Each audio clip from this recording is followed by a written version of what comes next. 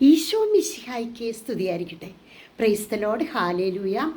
പ്രിയപ്പെട്ട കാർമൽ റൂഹ മിനിസ്ട്രി കുടുംബാംഗങ്ങളെ, അപ്പസ്തോല പ്രവർത്തനങ്ങൾ അധ്യായം 16.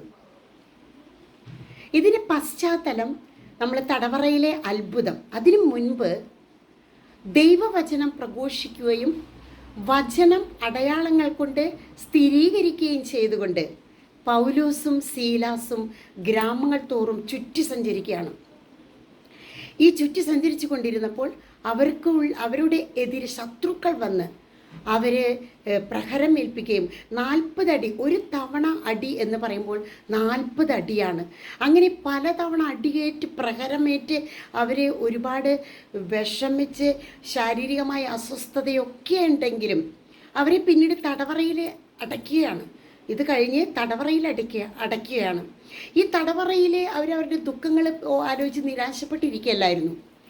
അർദ്ധരാത്രിയോടടുത്ത് പൗലോസും സീലാസും കീർത്തനം പാടി സ്തുതിച്ചു കൊണ്ടിരുന്നു എന്ന് പറഞ്ഞാൽ, എപ്പോഴാണോ തടവറയിൽ അടയ്ക്കപ്പെട്ടത് അപ്പോൾ മുതൽ അർദ്ധരാത്രി 12 മണി വരെ അവർ കീർത്തനം പാടി, ദാവീദിൻ്റെ സങ്കീർത്തനങ്ങൾ പാടി, കീർത്തനം പാടി, ചങ്ങലകളിലൊക്കെ തങ്ങളുടെ കാലും കൈയും ആമം വെച്ചിരിക്കുന്ന അതിലെ ചങ്ങലകളിലെ താളം പിടിച്ചുകൊണ്ട് അവർ കീർത്തനം പാടി സ്തുതിച്ചു കൊണ്ടിരിക്കുമ്പോഴാണ് തടവറയിലെ അത്ഭുതം നടക്കുന്നത്. ഈ സ്തുതിപ്പ് എന്നുള്ളതൊരു ശീലമാക്കണം.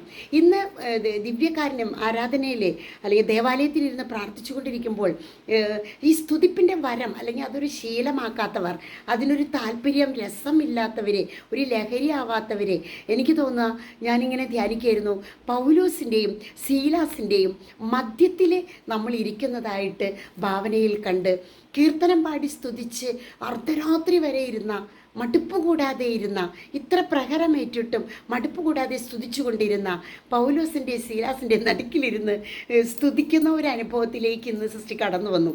അതുകൊണ്ടാണ് ഈ വീഡിയോ പോസ്റ്റുകളൊക്കെ സിസ്റ്റർ ഇട്ടത്. സ്തുതിപ്പ് നമുക്കൊരു ശീലമായി തീരണം.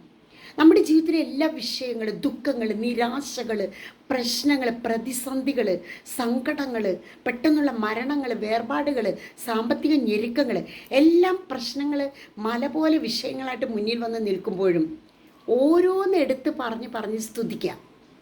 അവർ ഈ കാരാഗ്രഹത്തിലും ഞെരുക്കത്തിലും പ്രഹരത്തിലുമാണ് അവർ കീർത്തനം പാടി സ്തുതിച്ചു കൊണ്ടിരുന്ന് തടവറയിൽ പിന്നീട് അത്ഭുതങ്ങളും മാനസാന്തരങ്ങളും നടക്കുകയാണ് പ്രിയപ്പെട്ടവരെ. അതുകൊണ്ട് സ്തുതിപ്പ് നമുക്കൊരു ശീലമാക്കി തീർക്കാം.